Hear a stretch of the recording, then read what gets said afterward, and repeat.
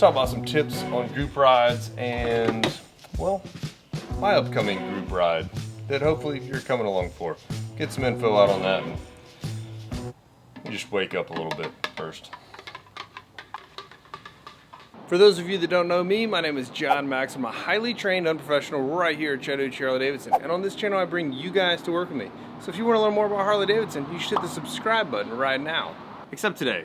Today's video, it's not Harley specific, it's anybody. Anybody that rides a sport bike, mini bikes, dirt bikes. Okay, maybe not dirt bikes. This is probably more street specific. But I've got a ride coming up myself. I've invited a bunch of people to ride with me from Columbus, Georgia to Paris, Texas for the Bring It Home ride. So I wanted to get this video out so that you know kind of what I expect and what I like to see in a group of riders if you're coming with me. If you're not coming with me, that's fine. It's still good information to have. If you want more info on that ride though, it's at the end of the video. Bikin' Bird is also inviting people to ride along with him, so he has some information on his YouTube channel as well for the Bring It Home ride and his ride to get to Paris, Texas and all that stuff. This video is inspired by him having just posted a video like it, and I started to watch it and then realized that it might be swaying my opinions on a group ride. So now that I've filmed this video, I can go watch it. You should too. It's linked down in the description. It is the description. First tip is definitely having your bike road ready. Oil change. You should check and clean your air filter. You'll get better gas mileage that way, and tire pressure will also kill your gas mileage.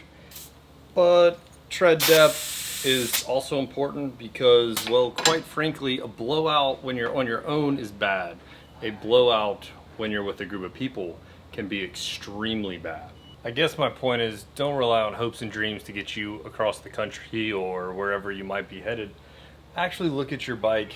Don't be the guy that leaves your whole group stranded on the side of the road because you couldn't do something so simple as checking a couple things. I got a whole bunch of other videos about that. Checking your bike out, you should probably look at those because you got a lot more things to go through on this list. I think everyone knows to maintenance their bike before a big trip. Whether they do or not, well, hopefully they do, because if you're riding with me, just because I'm a mechanic doesn't mean I'm gonna help you out. I got a time crunch when I'm on this particular ride to Paris, Texas this year, so I don't have time to help anybody with their broken bikes. I'm just saying. I got Facebook events live right now for departure times from each dealership. Well, if I'm group riding, I'm probably road tripping. That means there's a time frame. Just got too many kids to just ride around for the sake of riding around. But for another tip, one you might not have thought about, actually excited to have this new Torque motorcycle vest. It's a brand new design. This one's two-tone. They offer a bunch of different ones.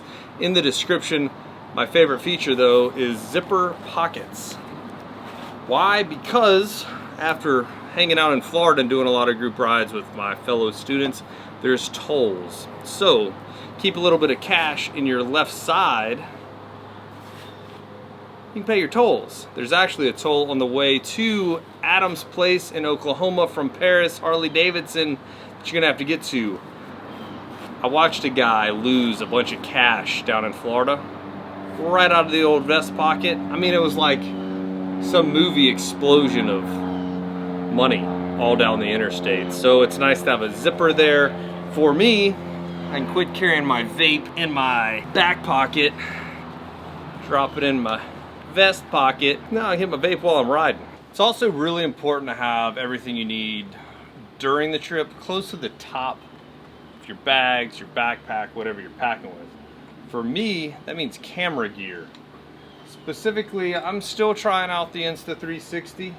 It's also probably linked in the description because the deal is still going on. I can use my handlebar mount like I used last time, but hopefully I'm gonna have a better way to use it so I can actually grab a hold. If you saw my initial video, my first test, suction cup on the windshield, I can't reach anything. It's too long to tether anything, so if I did tether it and it fell down, well, there'd be a 3-foot long stick in the way. So hopefully this way will work and I'll be able to reach it if something happens instead of it being out of my way. My point for group riding though is You don't want to be the guy that makes the whole group stop because you can't find your rain gear, your jacket, whatever. All that stuff that you might need is towards the top. For me, I need rain gear and I need camera batteries. I wonder how that's going to work out. That should be recording, one-touch recording on that bad boy. So we'll be able to check the height. I can actually reach from right here, like raise and lower the camera, which is good. All right, just imagine a big giant group of bikes behind me. If it falls down like it did in my last video, at least it will fall right towards me and I'll be able to catch it. Ideally, you want to wait until your whole group can leave a stop sign. The bigger the group, the harder that is. Blockers are illegal, so be careful doing that, you know, when you block traffic so that your whole group can come out. That's a big no-no most everywhere.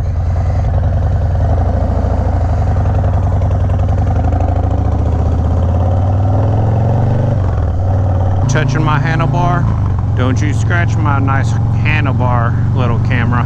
Woo, we're already moving. That's a dadgum shame. Let's tighten that joker up. It's be a nightmare getting the shot I want.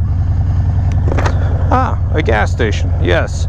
You should always roll up to the group ride with a full tank. If it takes $1 to fill your tank up, do it. Particularly if you're on a Sportster, because you're already the guy that the whole group has to stop for. Know what I'm saying? The guy, Langford, M2, we'll call him, M2. He's who set up the ride to Texas for me. And we talked about how they will actually double up on their rides. And what I mean is, like when me and the guys fill up at the gas pump, we pull multiple bikes up to a single pump. It's a great idea for speed. So, say you have a team of people, A and B person, pull up to the same pump. First time you stop for gas, team A, or guy A, pays for the gas. Next time at the pump, let guy B pay for the gas. Ideally, when you're riding in a group, you're not swapping positions anyway, so you know you're riding in the same part of the formation the whole time. So A and B guy should generally be able to pull up the same pump pretty easily. It's a nice idea for speed, and I plan to utilize it on this ride to Texas.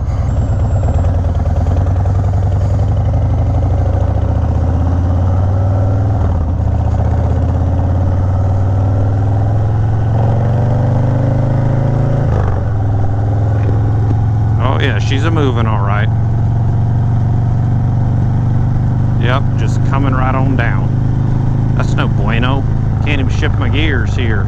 Come on down, Insta360. All right. I'm glad I'm practicing this before we go on the ride. Anytime you do a big trip, it's not a good idea to, say, test something out. I may or may not test out a new seat on the way on my trip. It's a gutsy move. If the seat sucks, I'm going to be in for a blistering, painful ride the whole stinking way. So we'll have to see what's up.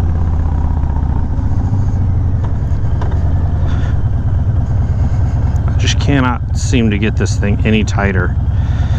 And I'm not even going as fast as we're going to be going down the highway, so this is not good that that thing's not working. I'm also going to drop a link down in the description for the MSF hand signals. It'll talk about the formation that I mentioned a second ago too.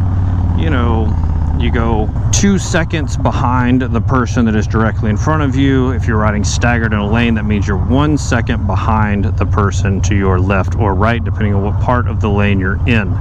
That should be common stuff for you guys, hopefully. But my last tip is about the hand signals. See, if there's a left turn coming up, there's a signal for that. In my opinion, everyone in the group should do the hand signal. That way the person behind you knows what's happening, and the person in front of you knows that you know that you're making a left-hand turn or a right-hand turn or whatever turn. Does that make sense? There's also the shake your left foot for an object in the road. Shake your right foot for an object on the right side of, well, the left side of your bike and the right side of your bike. All that stuff. Those are the most important things to me. The which way you're turning, left and right, and then the objects in the road. Those are important ones to know. Like I said, that's linked in the description. The MSF version, that is. I just happened to find that one on the internet. I figured it's good reading material. Since I brought up MSF, I figure might as well mention, while we're riding, no drinking. Just not safe. Wait till you get to where you're going. Particularly, I don't really care what you guys do normally, to be honest with you. But for the Paris to Columbus to Paris trip, I think it best if, yeah, no drinking and no showing off. I generally don't care depending on who I'm with and what kind of riders we are, but at this particular trip that I guess it's about time I bring up some of that information. I don't really know who's going to be there, what experience of riders, and the absolute most important part of this journey is safety. It's a long way. It's going to be important that we stay on our game. So, really quick, the first leg of the trip is leaving Chattahoochee Harley-Davidson at 9:30 in the morning, Thursday, October 3rd. We are then going to ride to Chunky River Harley-Davidson, and we'll stop for gas along the way. It's not going to be some designed stop. It's going to be about 130, 150 miles away from Chattahoochee. Get gas, grab lunch at some point somewhere, arrive at Chunky River at about 2:30 in the PM, hang out for about an hour. Plan to leave Chunky River Harley-Davidson at 3:30 PM Thursday, October 3rd. Now, that leg to Monroe, Louisiana, I got nowhere to be. We're staying the night, getting hotels. Everybody, you're on your own. I didn't set anything up, group rates, none of that stuff. And then Friday morning, October 4th, we will leave Warhawk Harley-Davidson at 9:30 in the morning again and head to Texarkana Harley-Davidson.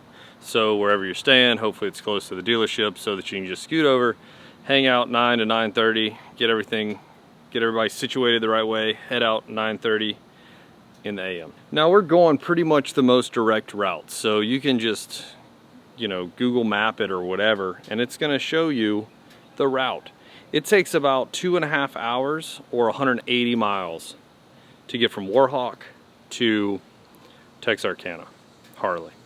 That means I'm just gonna say it's gonna take us 3.5 hours, so we're gonna cruise up to Texarkana Harley at about, what did I say? It'll be about 1 o'clock. We're gonna roll up to Texarkana, hang out for an hour or so, leave between 2 and 2:30 to ride into Paris Harley-Davidson.